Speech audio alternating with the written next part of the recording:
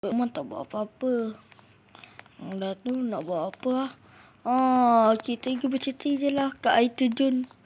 Sekejap, siap-siapkan barang. Bilik mana? Ni bilik. Bilik pun lupa.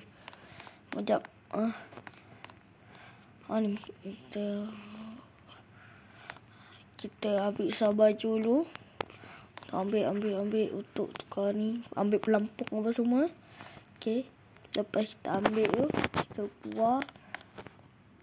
Pelampung kat bilik tu suruh baju. Pelampung kat bilik mana? Ini tandas. Tandas. Tutup. Satu ni. Ini bilik gaming. Yang ni. Ni. Okay. Yang ni. Ni tak ada pelampung lah pula. Mana pelampung? Lantaklah ambil tuala. Letaklah pelampung tu. Tak payahlah terkurung. Kita nak pergi ambil pelampung jap. Nak buat apa ambil pelampung? Dah jadi tak jumpa. Kita nak keluar rumah. Nak pergi air terjun, nak mandi. Kita buka petugas dulu. Lepas tu kita keluar. Kita tutup petugas sekejap Kita tutup. Okay, jom kita pergi bercuti. Kita pergi mandi air terjun.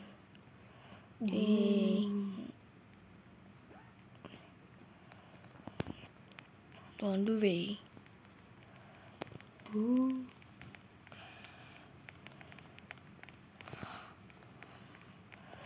On the way kat air terjun.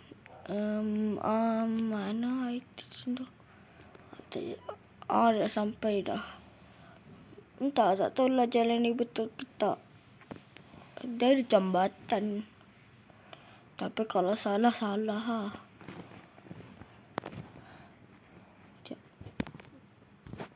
Jalan lu. Salah jalan lah. Salah jalan. Kat sini. Kita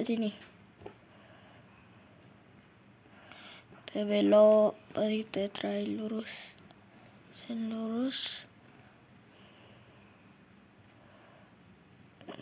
Apa kereta tembus Kita nak jalan cari air terjun.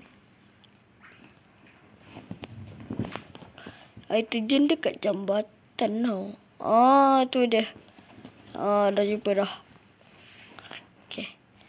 Okay, kita dah sampai spot air terjun.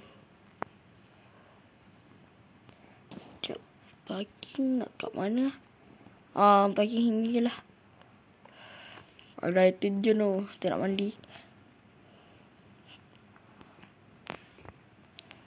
Okay. Kita dari atas. Kita naik dari atas. Okay. Dalam kiraan 3, 2, 1.